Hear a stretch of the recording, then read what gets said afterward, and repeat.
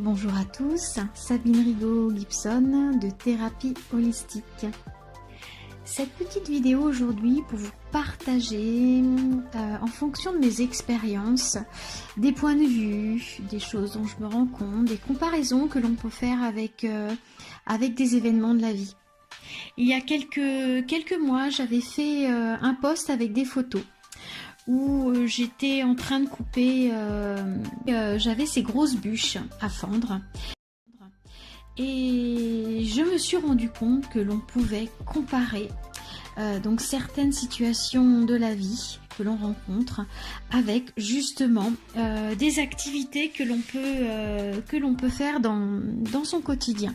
Bon, en ce qui me concerne, avec mon mode de vie, ce sont des activités qui peuvent paraître assez physiques.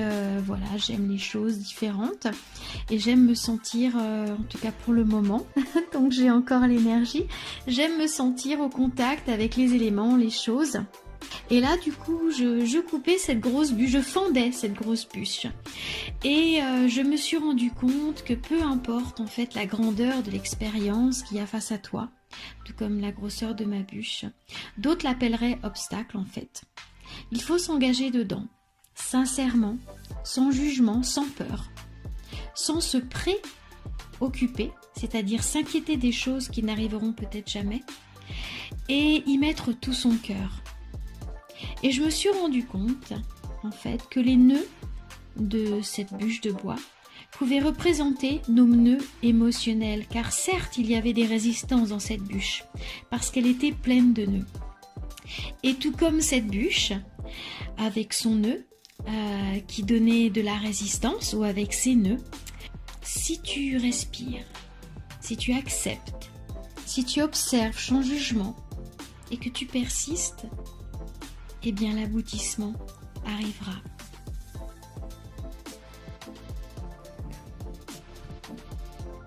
Et avec ce que nous traversons en ce moment, j'ai trouvé que c'est l'occasion effectivement du retour à soi, du recentrage de soi. Et effectivement, cette situation peut nous ramener à nous-mêmes. Et on a le libre arbitre en fait, d'accepter, de faire de la résistance, ou simplement de décider de voir les choses autrement, d'accepter que ça peut nous mettre face à peut-être nos problèmes d'insécurité, nos problèmes de solitude, nos problèmes de sentiment d'abandon, ou la peur de la mort, ou la peur de se retrouver seul, ou la peur de manquer. C'est propre à chacun en fait, ce confinement. Nous avons chacun notre façon de le vivre, cet isolement pour certaines personnes. Moi, à cette occasion, j'ai effectivement la chance de vivre dans un lieu magnifique, au bord des bois. Et pour cette occasion, je me suis très vite commandée sur le Bon Coin. Au cas où, avant que la Poste arrête ses distributions, je me suis dit, on ne sait jamais, une slackline en fait. Une slackline, c'est comme une sangle que l'on tend entre deux arbres. Et le principe, c'est de marcher en équilibre dessus. J'ai eu l'occasion d'en faire l'année dernière, un ami en avait une, et donc j'ai eu l'occasion d'en faire et en fait j'ai beaucoup apprécié. J'ai pas vraiment eu le temps d'être extraordinairement bonne, mais j'ai trouvé que en pratiquant de temps en temps cette activité, eh bien pour moi j'avais tous les bénéfices d'une méditation, sauf que je préfère être active. Donc je me suis commandé, je me suis fait ce petit cadeau, je lui ai dit tu vas profiter de cet isolement, de cette situation où tu dois te retrouver avec toi-même, mais au lieu de me mettre à méditer ou d'aller, je vais pas me promener dans les bois vitam aeternam, eh bien je me suis dit je vais m'accorder des petits moments de slackline. Donc ma slackline est arrivée et voici, j'ai filmé ma première séance parce qu'effectivement ce que j'ai trouvé, je me suis dit on verra ce qu'il en ressort, et ce que j'ai trouvé intéressant, c'est qu'effectivement au début j'ai beaucoup de difficultés Et c'est normal, hein, la slackline tremble, se secoue, je retombe à chaque moment. Et au fur et à mesure que je me reconnecte à mon corps, au fur et à mesure que je régule ma respiration, que je regarde au loin, que je suis dans le lâcher-prise, je me rends compte que voilà, j'ai ce retour à moi-même. Je suis connectée à mon corps, à ma respiration. J'accepte mes limitations pour pouvoir les dépasser. Je ne suis pas dans l'attente et je suis heureuse de chaque petit pas que je fais en avant. Je vais à mon rythme et je ne me soucie pas de ce que les autres pensent. Je ne me soucie pas de ce que vous pouvez penser en me disant que peut-être je publierai cette vidéo. Finalement, quand je l'ai regardée, je me suis dit que ça pouvait effectivement donner un bon exemple de se dire que peu importe si on a l'air ridicule, il n'y a pas de ridicule en fait. Et que ce qui est le plus important, c'est la persistance. C'est l'expérience que l'on en tire. Et c'est d'aller au-delà de ses limites et d'accepter justement, de lâcher et juste faire les choses, accepter, être dans le moment présent et prendre du plaisir à chaque étape. Voilà. Donc c'est pour ça que j'ai décidé de faire cette petite vidéo et que j'ai décidé en fait de me prendre pour ma première séance de slackline. J'ai pensé que ça pouvait être un bon exemple par rapport à ça. Maintenant, nous savons que voilà, il y a tout ça qui arrive, chacun pense ce qu'il veut de ce virus. Mais il y a une chose à laquelle nous sommes tous confrontés avant ou pendant et même après cette situation, c'est cette fameuse montée vibratoire, hein, cette fameuse montée des résonances Schumann. La vibration de notre planète se mesure donc grâce aux résonances Schumann. J'en ai déjà parlé, mais je remettrai le lien en commentaire. Pendant des milliers d'années, la planète résonnait à 7,8 Hz. En 2017, les résonances ont augmenté à peu près à 16,5 Hz. En 2019, nous avons eu des pics à plus de 36. Et c'est pour ça que nous avons tous commencé à nous sentir secoués. En tout cas pour ceux qui sont prêts à l'éveil, ceux qui ont vraiment envie de s'éveiller. Et là récemment nous avons eu des pics à plus de 57. On pète la baraque. C'est pour ça qu'il y a des burn-out, c'est pour ça qu'il y a des... Bon, malheureusement, il n'y a pas de bien, il n'y a pas de mal, il n'y a que des conséquences, il n'y a que des choix de vie, des âmes qui ont décidé de ne pas passer le cap, des âmes qui n'ont pas envie d'expérimenter l'éveil. Chacun est dans sa propre réalité, mais effectivement pour les personnes qui sont prêtes à accepter et qui veulent aller vers le mieux, vers l'évolution spirituelle, vers quelque chose de positif pour l'humain, vers des échanges de qualité, un monde meilleur. Et non, ce n'est pas de l'utopie parce qu'on y va justement. Nous sommes réellement en train de changer de dimension. C'est une montée collective de vibrations. Nous sommes en train de vivre une expérience unique, extraordinaire que la planète Terre donc nous offre en même temps puisque nous vibrons tous ensemble. Donc, voici un bref résumé sur la différence des densités. Nous existons tous sur toutes les densités en fait, parce que nous sommes des êtres multidimensionnels. Notre moi supérieur, qui souvent, on peut l'entendre, s'adresse à nous en nous disant tu, et parfois peut être un petit peu autoritaire. Il est là pour nous guider, quand on l'entend et quand on accepte de l'entendre. Il est autre que nous-mêmes, mais déjà réalisé, déjà accompli dans des milliers d'années. Mais au niveau de la science quantique, on nous dit bien qu'il n'y a pas... en fait, le temps est humain. C'est une notion humaine pour qu'on puisse avoir nos points de repère. Mais en réalité, dans l'univers, le temps n'existe pas. Nous existons sur plusieurs lignes temporelles, c'est pour ça qu'il est possible de guérir son passé par des méditations ou en recontactant son enfant intérieur et qu'effectivement on peut avoir des bribes de son futur, tout comme les voyants qui vous prédisent l'avenir. L'avenir qu'ils vous prédit est valable à l'instant T où ils vous le disent. C'est-à-dire que comme vous avez votre libre arbitre, si vous, en fonction des choix que vous ferez dans votre vie, l'avenir que l'on vous a prédit, vous pourrez en expérimenter un autre. Il y a toute une multitude de lignes temporelles sur laquelle nous surfons en fonction des émotions que nous vivons, en fonction des choses que nous décidons, sur lesquelles nous décidons de plus nous concentrer. Donc si nous décidons de nous concentrer plus sur le verre à moitié vide, nous allons expérimenter des lignes temporelles avec des polarités, on va dire, négatives, pas dans le sens péjoratif, dans le sens polarité. Et si nous décidons de nous focaliser sur le verre à moitié plein, nous allons expérimenter des lignes temporelles avec des polarités plus positives. Voilà, donc nous existons dans des mondes différents où nous expérimentons différentes réalités. Donc, en fonction de notre libre arbitre, une émotion basse fréquence, sur quoi nous décidons donc de nous focaliser, nous allons shifter sur différentes réalités, sur une différente réalité. Et donc, comme je l'ai déjà dit, il n'y a pas de bien, il n'y a pas de mal, il n'y a que des conséquences. Le bien et le mal, en fait, c'est une notion de dualité.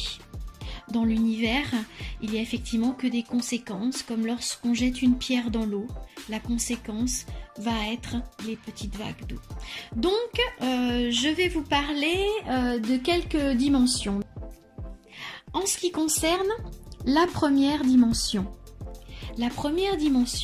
c'est la fréquence des minéraux, c'est la fréquence des cristaux, c'est la fréquence des consciences qui n'ont pas conscience d'exister. C'est la fréquence du je suis, mais je ne sais pas que je suis. La 2D. La 2D, c'est un état de conscience basé uniquement sur la survie et la reproduction. C'est un état de conscience linéaire.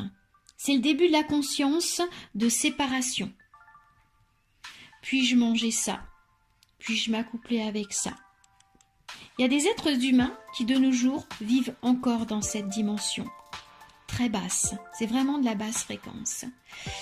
D'ailleurs, l'époque préhistoire, c'était de la 2D. C'était effectivement, je te mange, tu me manges, je me reproduis. La survie, vraiment l'instinct.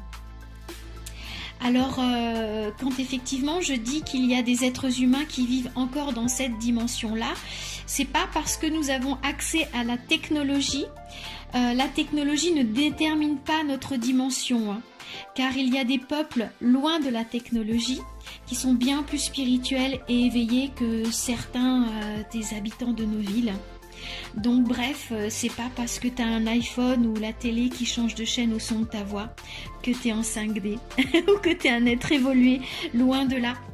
Car effectivement, on dit souvent que les êtres non éveillés donc favorisent le savoir, le matérialisme et l'individualité au lieu de la connaissance, l'amour et la communauté. La 3D. Donc la 3D, c'est l'état de conscience assez proche de la 2D en quelque sorte. Mais on a un peu plus conscience de soi. Je sais ce que je suis. Je sais que je suis. Voilà. C'est un état de conscience basé sur l'individualité, l'égocentrisme. On ramène chaque chose à soi-même au niveau des expériences ou interactions. C'est aussi basé sur la survie, mais aussi la compétition, la comparaison, le matérialisme. On est inconscient que nous sommes divins et que notre pouvoir est créateur. En ce qui concerne la 4 dimensions, la 4D, la quatrième. En ce qui concerne la 4D, donc une dimension 4 ou une densité 4, c'est un niveau intermédiaire.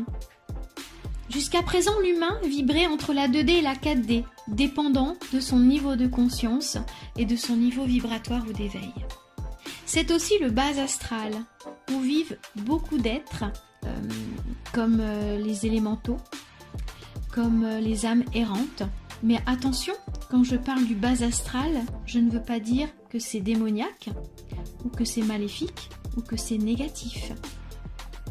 C'est simplement un autre plan. Il n'y a rien de négatif là-dedans. Surtout quand on sait que les fées, les elfes, les gnomes, les lutins, etc., les dragons, les licornes, oui, tous ces êtres-là, en fait, ne sont pas des êtres mythiques. Ce sont des êtres qui représentent les éléments de la nature, qui sont en charge, tout comme les gnomes qui s'occupent des arbres. Chaque être s'occupe dans ce domaine-là d'un domaine précis. Certains sont des guides, certains s'occupent de la nature, certains, voilà, ils sont là pour l'équilibre.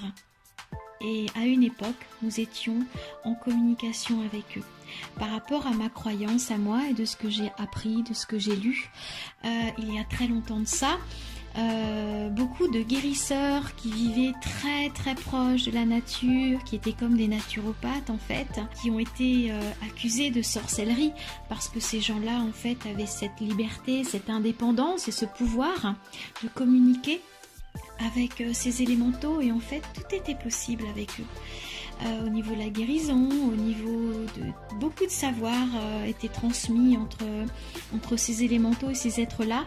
Et quand effectivement, je crois que c'est autour des années 1000, ça a commencé par les chrétiens, après les catholiques, où ils ont voulu, et c'est là où ils ont commencé justement à vouloir ramener le troupeau des humains en petits moutons et à diaboliser tous ces guérisseurs qui étaient proches de la nature et en les traitant de sorciers et de sorcières alors que c'était simplement des gens proches de la nature.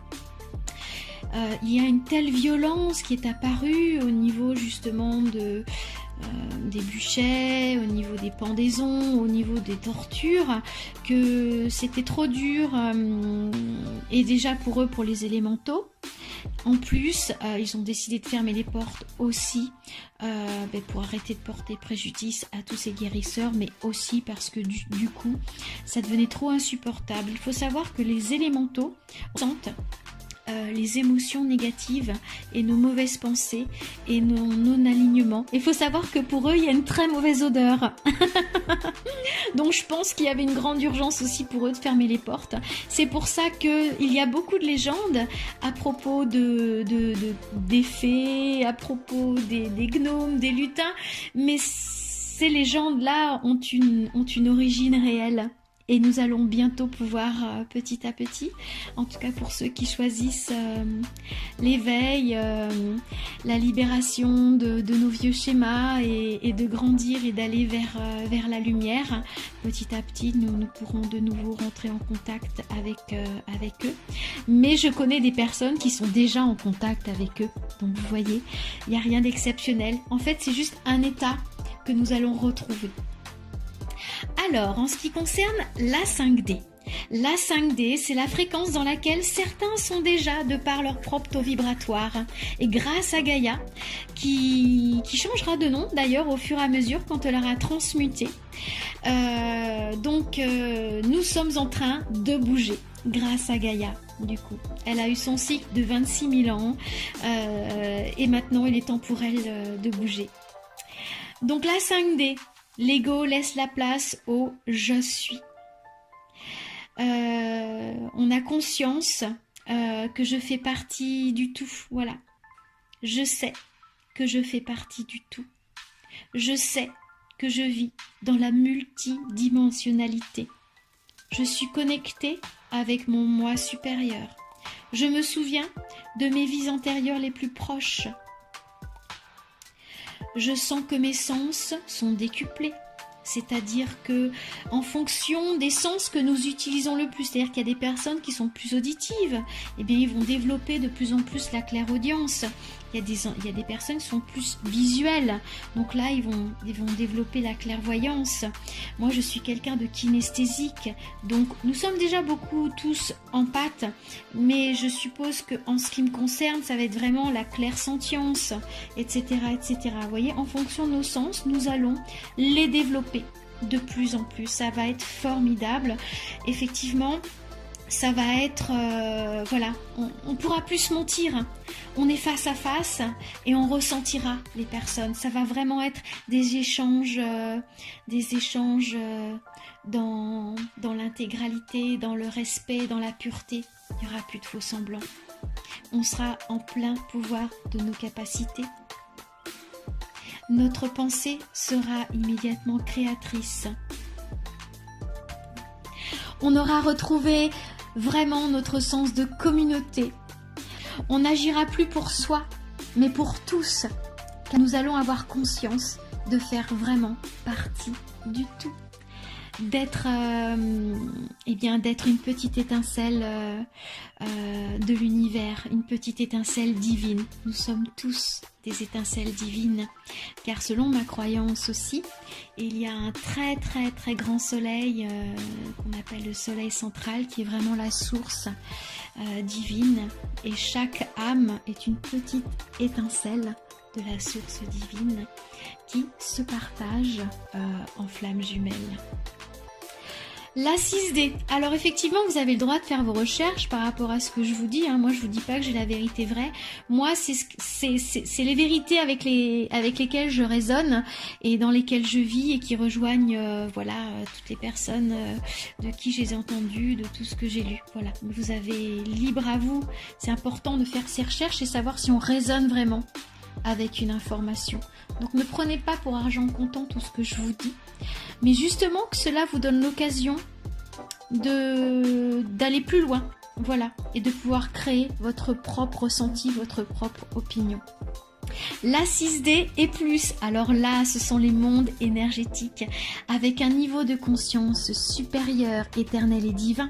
Beaucoup de ces êtres qui sont là-bas sont là pour nous aider justement parce qu'ils sont au service de la communauté. Mais ils ne sont pas là que pour aider les humains sur la planète Terre, ils aident aussi d'autres planètes. Toute pensée dans la 6D et plus est matérialisée instantanément. Dans ces sphères subtiles vivent les anges, les guides, les déités. Beaucoup de planètes vivent déjà dans ces dimensions. C'est pour ça que nous ne voyons pas leurs habitants et que nous nous pensons les seuls dans notre système solaire. Ces civilisations évoluées sont déjà passées par tous ces stades. Celles qui vivent dans l'amour, la communauté, la connaissance. Et ces civilisations sur les planètes qu'il y a dans notre système solaire, donc, ne sont pas pour le moment visibles à notre œil. Et en fait, on peut voir les choses qui sont juste dans les dimensions en dessous de nous. Donc je disais que pour le moment, c'est dans ces autres planètes, même dans notre système solaire, même les planètes les plus proches, où des humains sont soi-disant allés dessus, pour le moment, leurs habitants ne sont pas visibles à l'œil nu, car elles ont déjà évolué. Si nous continuons notre beau travail d'éveil de nos consciences et de travail sur nous-mêmes, après le shift dans la dimension supérieure, nous découvrirons que nous n'avons jamais été seuls et de la beauté de l'univers. Je pense que c'est très motivant, c'est très excitant et il y a toujours une raison aux choses. Et tout comme le cycle de la vie, eh bien nous sommes en train d'avancer dans un merveilleux cycle de la vie. Et effectivement, le cycle de l'univers où les cycles sont beaucoup plus grands, eh bien nous en étions à l'état de bourgeon et nous allons bientôt fleurir. J'espère que ces quelques petites explications vont vous mettre du baume au cœur, vont vous donner encore plus de joie et encore plus de motivation de passer les étapes qui sont parfois difficiles émotionnellement à passer. Mais pour tous, nous sommes tous dans le même bateau. Alors serrons-nous les coudes, aimons-nous, grandissons ensemble et nous allons récolter les fruits. Je vous aime très fort, prenez bien soin de vous. À bientôt.